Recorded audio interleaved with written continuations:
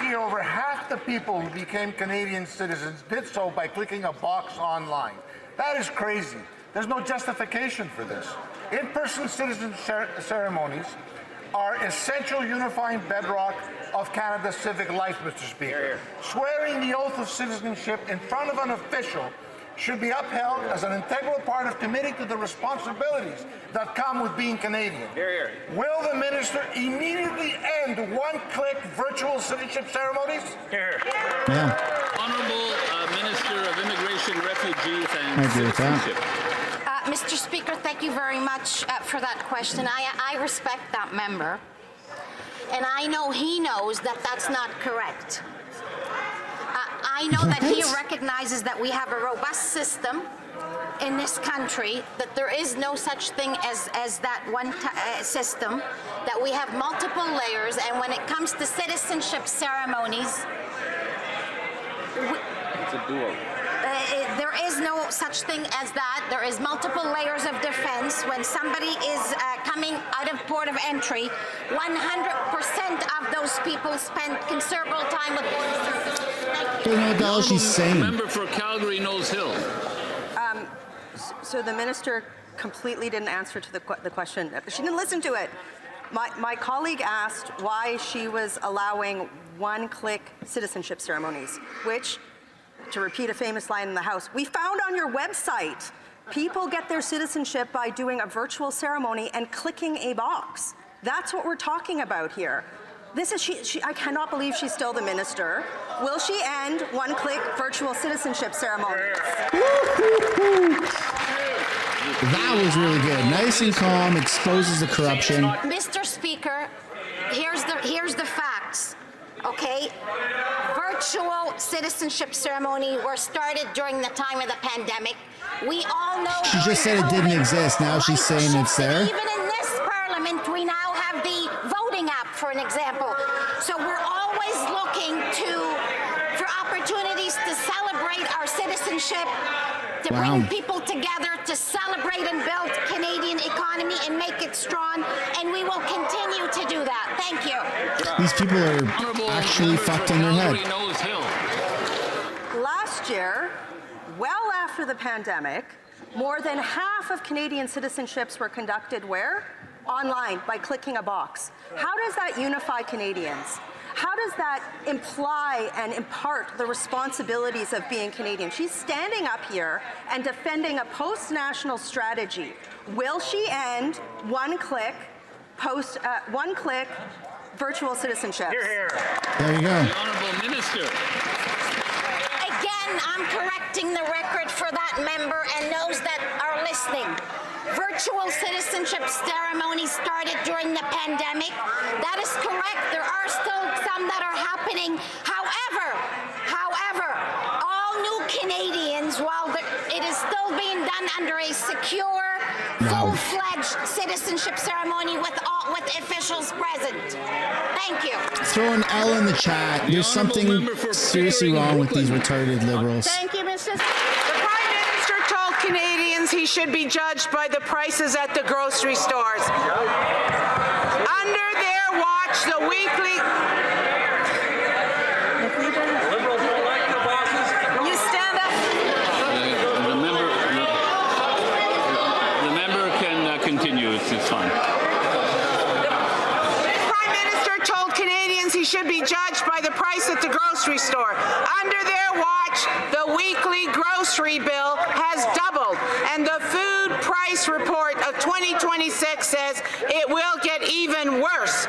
Families in my community can't even afford a healthy meal, not even the modest Italian dish like pasta fagioli. Yet, this government keeps stirring the pot with higher spending, the industrial carbon tax, and the new fuel tax. What's the matter for you?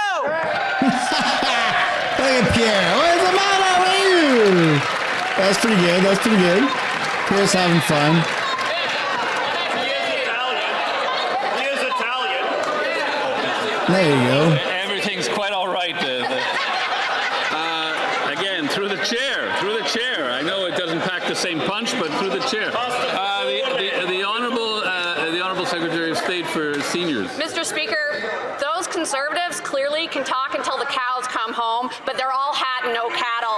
When their own platform had nothing in it for food affordability, did they vote to put money in the jeans of Canadians? No. Did they vote for the National School Food Program? No. Did they vote for old age security? No. Did they vote for the Canada Child Care benefit? No. Did they vote for the disability benefit? No. There you have it, Mr. Speaker. Prime Minister wanted to be judged by the prices at the grocery store, and 8 months later, Canadians are judging and they're hungry. The food price report released today shows that the reality of Canadians is only getting worse. In 2015, the Canadian grocery store was $163 a week. Under these Liberals, it has more than doubled to $340. That's a grocery bill of $17,600 a year. Liberal taxes increase the cost of growing, transporting, and selling the food. When will these Liberals cut their inflationary spending and senseless taxes so Canadians can afford to eat? The Honourable Secretary of State for Labour. Conservatives say they care about affordability, but their voting record says something very different. The Conservatives vote against every measure designed to help Canadian families, Mr. Speaker. Let's take one example.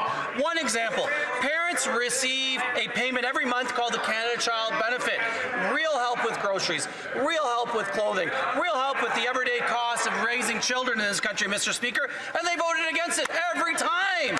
It's crazy. That's saying one thing and doing another. That's the Conservative Party. Member for Newmarket Aurora. When Canadians tell this government that they can't afford food, their response is, well, you're taxed to death, you can't afford groceries, but cheer up, we have a program for you, you should be grateful, and you've never had it so good. 86% of Canadians list food as their largest financial worry. The food price report confirms grocery prices are set to increase up to 6% next year. That's $1,000 more just to feed a family. The Prime Minister asked to be judged by the prices at the grocery store while prices are set to reach historic highs. Will the Prime Minister admit his record is a failure? The Honourable Secretary of State. That's fair. Mr. Speaker, we'll stand by our record every day in this House of Commons. Mr. Speaker, they're the ones who have to be embarrassed about their record, their track record of voting against dental care, which is putting the money in pockets of real Canadians. The Canada Child Benefit, Mr. Speaker, a tax cut, Mr. Speaker. They voted against all of it. Building Canada homes, reducing the cost of homes, automatic tax filing so people get real benefits, Mr. Speaker. That's their record. That's what they have to stand behind. Is investing $13 billion of their own dollars into the United States to create 5,000 auto jobs. Meanwhile, this Liberal government gave Stellantis $15 billion taxpayer dollars, and they fired 3,000 auto workers. Let that sink in for a minute. This is what happens when incompetent Liberal ministers don't read contracts. And this isn't an investment. This is a corporate ripoff. They took $15 billion and fired the workers. How does this incompetent minister sleep at night? Yeah. Honorable Ministre de l'Industrie. Honorable Minister of Industry. Mr. Speaker, we take very seriously when it comes to investing taxpayers' money. And when it comes to Stellantis, we had a deal. No, you don't. They broke it. And we'll make sure that we get our money back. Period. Member for What a Dufferin. joke. Caledon. So, unlike that minister, I've actually read the contracts. And if she actually had a legal case to do anything about the 3,000 workers that got fired in exchange for $15 billion, they would have sued. But guess what? They haven't. And you know why, Mr. Speaker? And all Canadians should know the extent of the incompetence of this Liberal government. The jobs guarantee in those contracts are not worth the paper they're written on. If I drafted that as a first-year law student, I would have got an F. How does this minister stand here and defend this terrible contract? Honorable Ministre de l'Industrie. Thank you, Mr. Speaker. Mr. Speaker, we have no lesson to take from the Conservative. In 2009, when the Harper government decided to bail out and shake hands, GM and Chrysler at the time, they gave $28 billion of Canadian taxpayers' money without no job guarantee. You know what happened, Mr. Speaker? 2 GM plants closed, one in Oshawa, another in Windsor, one Ford assembly plant closed as well, and one Orion bus plant closed in Mississauga. This is their record. We're creating jobs and we're fighting for them. The honourable member for Simcoe North. Speaker, the Liberals committed $15 billion to Stellantis only to have them ship 3,000 jobs south of the border. In fact, just in the White House yesterday, Stellantis says they're investing $13 billion in the U.S. to create 5,000 jobs. Every time this government makes a deal, it seems like executives get taken care of while employees get overlooked. When will this Liberal government prioritize jobs for Canadians instead of corporate welfare for executives? Yeah, there you go. Good question.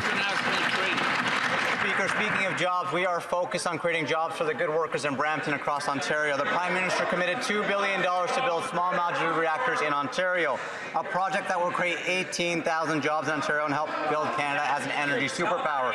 You look at the opportunities we're creating through nuclear exports, a sector valued to create 90,000 jobs and 250 businesses in Ontario, Mr. Speaker.